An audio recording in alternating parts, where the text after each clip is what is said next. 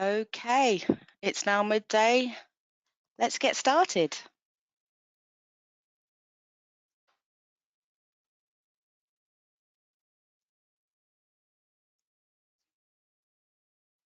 Great. So thank you everybody for joining us today at this What's New in Business Central Wave 2 webinar in October.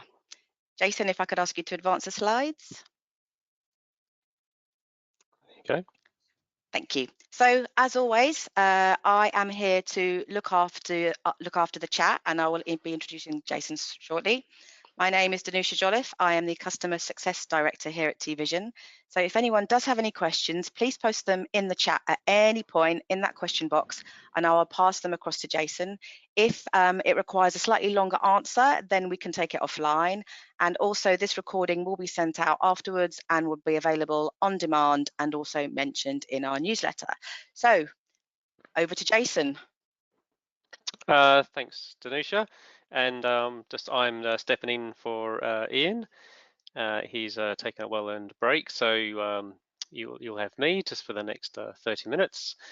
And yeah, looking forward to going through what's new in this release in Wave 2 2024.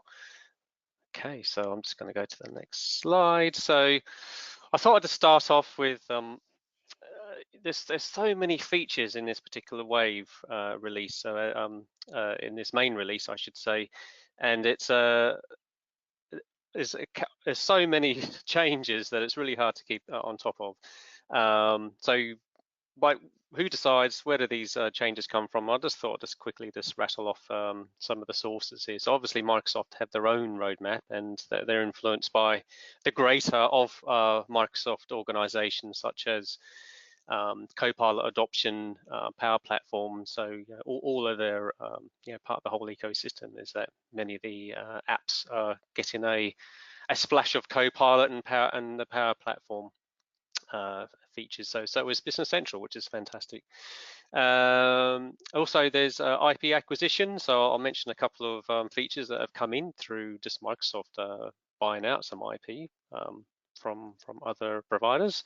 There's BC Ideas, so that's an important point. I thought just to mention that people like us, people like you, you can actually go onto that website and look at all the existing ideas, vote a few of them up. You think, yeah, I wish that was in Business Central, or create a new one. So yeah, I just thought I'd just mention that. You never know, it might appear in another Wave release. GitHub pull requests, so for the techos, so if that's anyone who knows about GitHub, a lot of the source code of Business Central is actually open, which is unusual for Microsoft. And so people like ourselves, if we sort of have a feature that we'd say that this really needs to be inside Business Central, then we can create a pull request and Microsoft will review it. And guess what? There's a few of features that have actually got into this Wave release via the pull request. So yeah, I'll mention those two. And so rather than having a sort of a demo right at the end, I thought, well, let's have a demo in the middle. So this is what I'm just going to put across soon, and hopefully it will work, and Denise, you can confirm if it's going to be seen. But these are the features I'm just going to rattle off and show everyone. Faster data searching, and that's a fantastic new addition.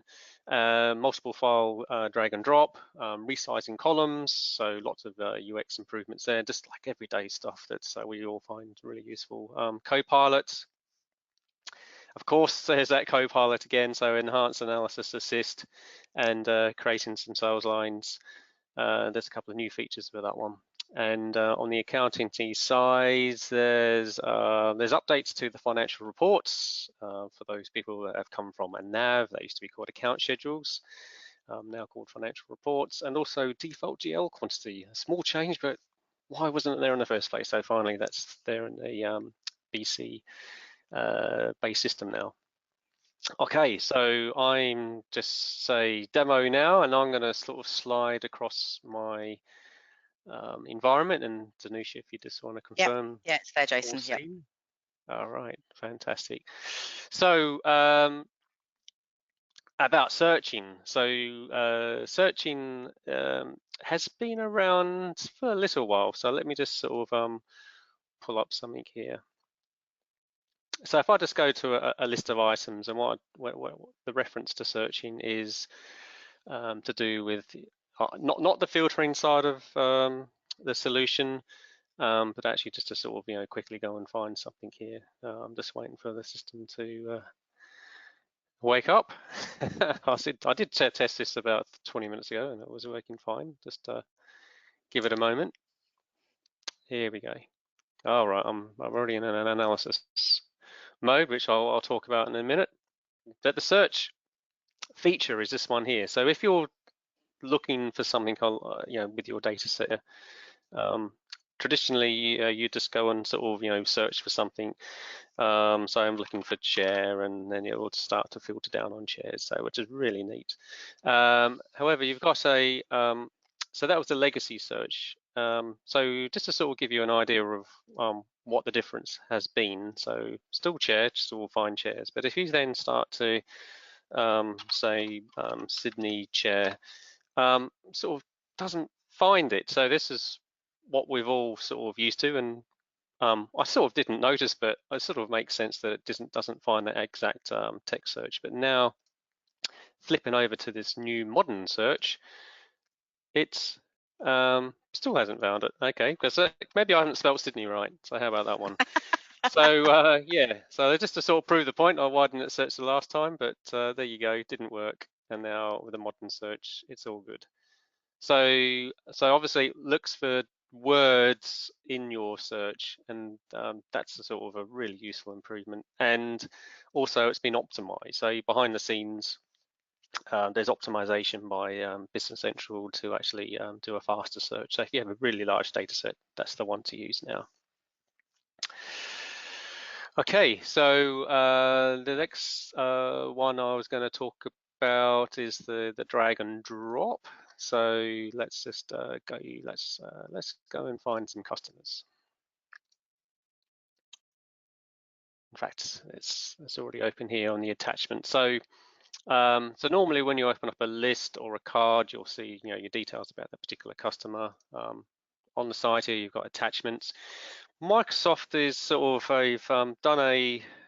they've added this new area here, but they've kept this area here as well. So what's going to happen is that this attachment area, I don't know if you can see with my red pointer, that will actually disappear soon. And what will be, we'll just have this documents section, which is going to be a lot more useful than this one that we've had in the past. So the multiple file and drag and drop is previously you can only do one file at a time. Here you can actually load in multiple files at a time. And to sort of prove the point, I'm going to have something here, and then I'll try to have there's my folder. I don't know if you can see it here, but Yep. there's a mugshot of me and some other pictures. But here's a folder, and inside this folder I've got some files. So I could either do pick out different files and drag them in this way, or actually just do a whole folder and just drag it in that way. And here you go. It's through with 2 PDFs. You can then obviously go and view that, open from OneDrive. You can download it and maybe share the link with someone else. So I think that's a great improvement. And just to sort of reiterate, that area here where you see the counter 2, that will probably disappear with some of the incremental updates. So hopefully you find that useful. The other one I was going to show is the I'm just flicking back a screen because what I was going to say is the resizing the columns. That was on my list. So seems like a real simple change, but now like you can double click columns and then it will sort of resize. But the critical thing is that it's going to be device independent. So I don't know if any of you maybe you take your laptop with you and then you maybe swap over to a tablet or your phone. There have been some sort of complaints that just your customization of your columns don't always sort of transpose to the other devices. Microsoft have made lots of improvements just with a simple sizing of the columns. So now that should work a lot better between the devices. And anyone who's got a locked down profile, which means from an admin point of view, you can actually sort of lock down a profile so people can't personalize, users can't personalize. They've made an allowance that actually for resizing columns, anyone can do that regardless if your profile's been locked down. So that's a good one for end users. Copilot. So we can't get away with talking about some Copilot features. Absolutely not. So, yeah, so let's get back into items and sort of give you an example of what we're talking about here. I'll just move that out the way.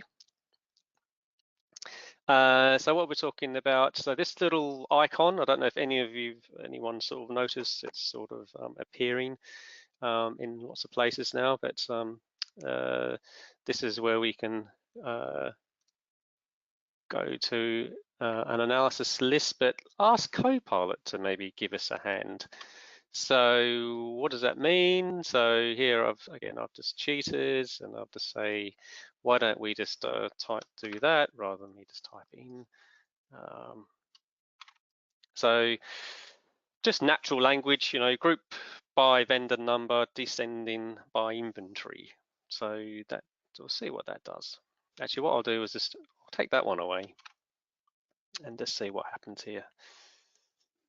And then you'll see that we can then refine it. So off it goes. It sort of understood what I meant. And here we've got vendor numbers, and we just need to click in inventory there. So that my other problem was that now I've got inventory that's I'd like to maybe sort it by inventory.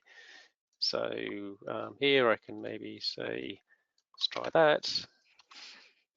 Send in my inventory, and let's see what it does. And now we've got in a sort of a nice sort of descending order. Really great. Here you can, as per the previous release, just to make sure that everyone knows that you can actually save these analysis views. And so the analysis one that you've created, you can rename them. You can copy a link so you can actually share it with someone else, so they get the benefit of your work of having a really interesting, tabular sort of analysis. So that's really great, that one. Let's just flip back to my other mode. Yes. The other one I'd like to talk about is with Copilot is creating lines using Copilot. So let's have a look at that one. We're going to sales orders. Why don't we go for creating a new sales order?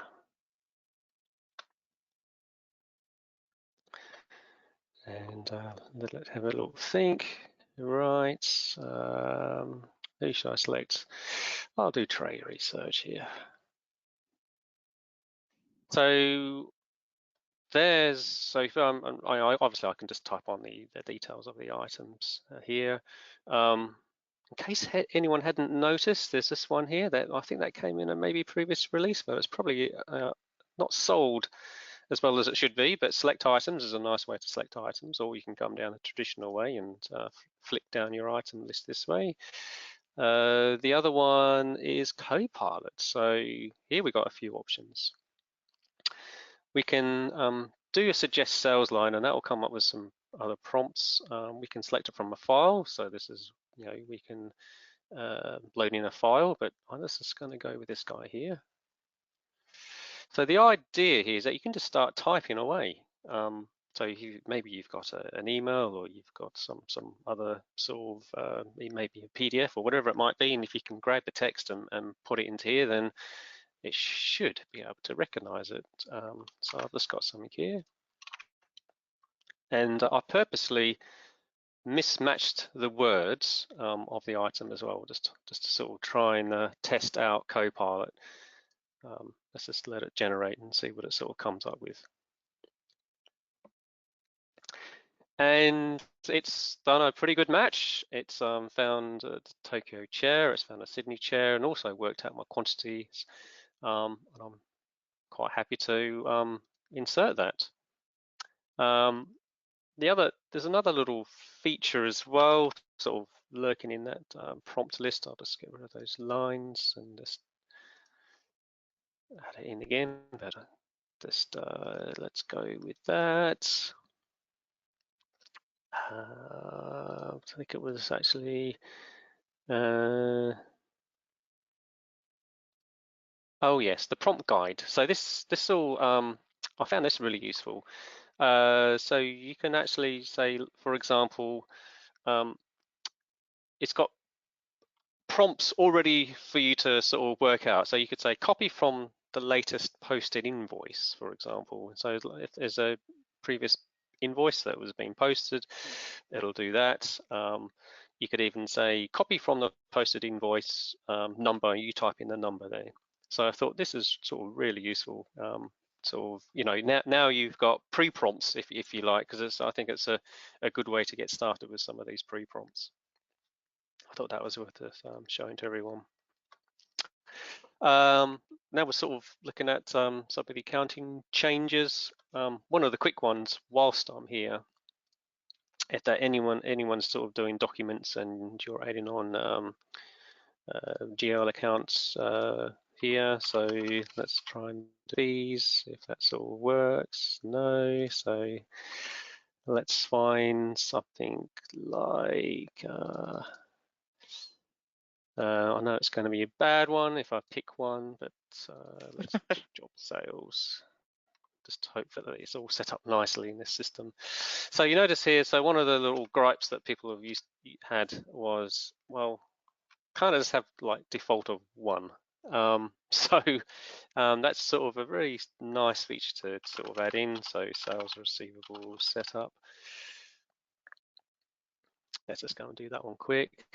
And hopefully you'll see here, this guy here is a new option. So default the quantity of 1. So we can click that on, come back out. You'll have that the same option in purchase and payable setup as well. Maybe I'll just go to the next line, F8, the one above. And now we have a 1. So I know it seems like a simple change, but actually it's a really useful change just to sort of make entering orders just that much quicker. And this one actually came from a pull request. So if you notice that the sources of changes that have come through into this wave, that wasn't actually by Microsoft. Someone said, hey, you know, this is pretty obvious. Why don't you just do it for GL accounts? Because there is a similar option for items where you can have a default of 1. So the other one with sort of accountancy side was financial reports, which are now, which is again for the people that used to come from NAV days, that is account schedules. Account schedules, yes. So you know, trying to sort of remember that there's now two terms. In case anyone hadn't noticed, by the way, if you do type in accounting schedules, it does actually give you financial reports anyway. So there's a bit of metadata behind the scenes that sort of says, okay, I know what you mean. You mean financial reports. But why talk about these? There's new financial reports that have been added to this list. But the biggest change is the column definitions. If I just go to a list here, this, I don't know if you look at your current, if you're on a previous to 25, sorry, this 2024 release 2, there's sort of not as many as these. So Microsoft have really gone to town and added so many more column definitions. So, you know, with the combination of the reports themselves and the column definitions, you know, times that out, you know, you've got sort of 50, 60, you know, brand new reports there. So fantastic, just using the standard solution inside Business Central. So yeah, that's the that was my whirlwind sort of demo, and we may sort of flip back as we come to sort of talk about the next few slides, but let me just have a few mentions, because we've only got 30 minutes, so I can't show you everything. So I'm just realised there's only 10 minutes to go, and we might need a bit of Q&A. So yeah, so lots of changes. So Copilot, I only showed you really a couple there, but with Copilot, there's plenty of changes.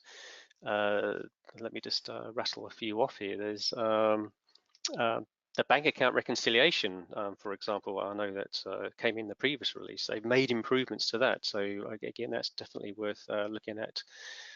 If you're setting up a new company, you can actually use Copilot to help create your number series.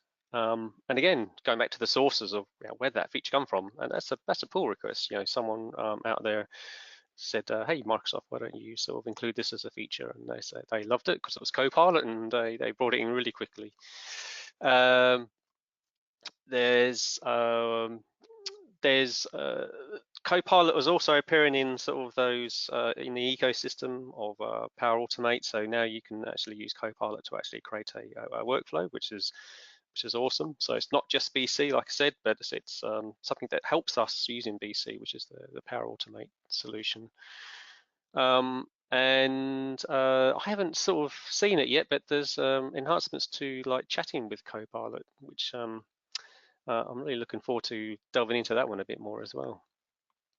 Reporting, well, there's like I said, I've already mentioned the financial reports, but other features there. There's going to be some sort of new ad hoc analysis ways of doing reports.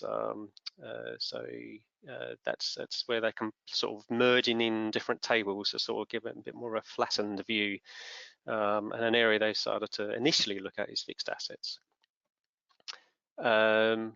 They've done a lot of work around Excel, and so now lots of reports are seeing an Excel export feature.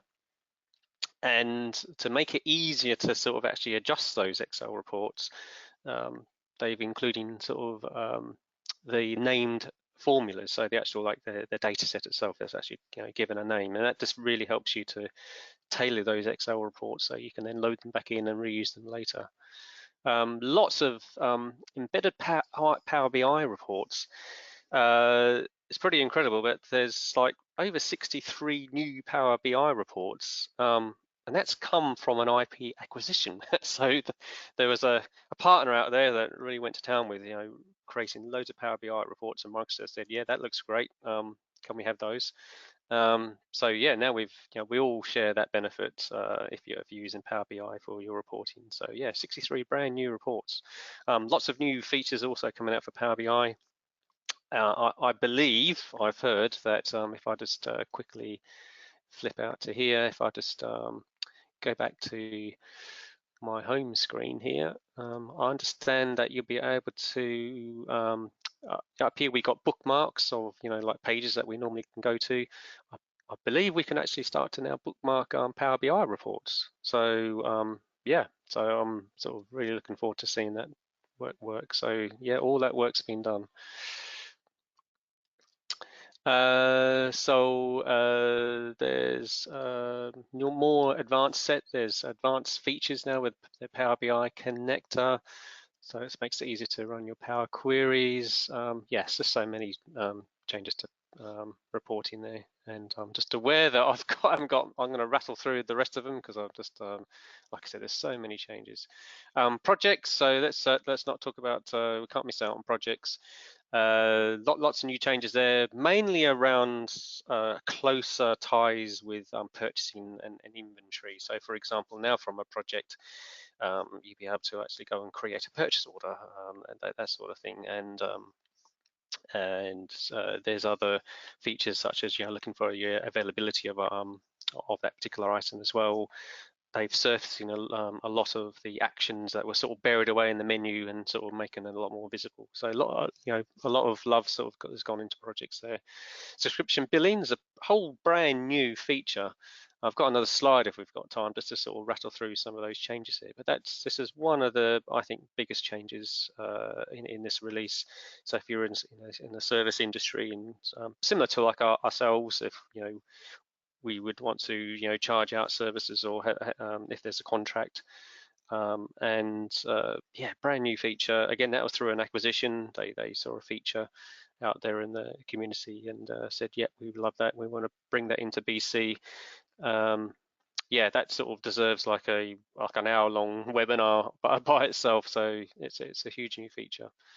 Job queue changes. I think that can benefit everyone. Anyone who relies on job queues, they've introduced a category feature. So rather than job queues sometimes fighting over each other and then sort of ending up in an error, now there's you're in a line, queuing in a line feature, which is basically say once one job queue finishes, it taps the shoulder of the next one in its sort of category and says, okay, now it's your turn. Far more orderly, a way to sort of work out, how to process job queues. So there should be a lot less of locking, and because that does happen with job queues sometimes. Notifications is important too with job queues, so that now you can actually get notifications of job errors inside the BC client. So that's a great new feature. Quickly, a deprecation of user groups. So Jason, can I jump yes. in? Yes. So I know that Jack has been in touch with a number of clients about the deprecation of user groups. We created a video, a how-to guide, and information got included in TVision Matters and Bevica Matters. So we have sent that information out. I know there are some clients that still haven't done it yet, but that will be deprecated. So when the new wave is applied, they will no longer be there, and it will be those security groups and permission sets, etc., that need to be set up. So just wanted to jump in. Yeah, no, great. Thanks for that. No, that's thanks, and it's just yeah, I'm glad that that's been messaged out. And it's a far more useful feature as well with security groups, because if you're anyone in IT admin, you sort of manage that through Entra. So it can be it's sort of a logical place for you to start assigning permissions to users. Lots of there's a few legislation changes and something that may impact maybe for the UK, but definitely for EU, which is you can have multiple VAT numbers for a customer. So that's sort of driven by the like country code. So if you're sort of depends on the ship to details, that's in now in this sort of release, and they're going to expand that out to maybe vendors and so on, but they're just starting small with that one. Sustainability, that's quite big in the EU, and I think the UK is going to have that probably in the next couple of years. So that'll be like a sort of reporting requirement to government. EU document framework, so that's already started. Started a number of months ago, and now there's countries in the EU that it's basically mandatory. So Microsoft are working hard to actually enhance that, bring on sort of those that's agents relationship, so BC agents to the end partner, so working with sort of third-party agents, and a lot more is coming on board with that, and attachments to eDocs as well, so eDocuments, so you can sort of send any sort of PDF data through that eDocument sending. And Shopify enhancements, oh my goodness, there's loads there. So there's about 8 or so, and I know we've got a man at TVision, Hamish, that's if we maybe we need to do a sort of a separate webinar at some point, but Jason, loads of features with Shopify. Yes. Yeah, so there was a question coming in asking if how much of those Shopify enhancements and changes we'll be covering. And I know that some of them will be included in the Bevica, What's New in Bevica webinar next week. So even if someone isn't a drinks client, I know that it will be included there. So people can sign up for that and get that webinar on demand also. So we will cover some of it then. Yeah, I mean, just to sort of mention one, you can now send, I think with a sales invoice that didn't come through Shopify that you process in Business Central, I think you can now actually do a payment against that in Shopify. So that's amazing to sort of stitch together that between the two systems.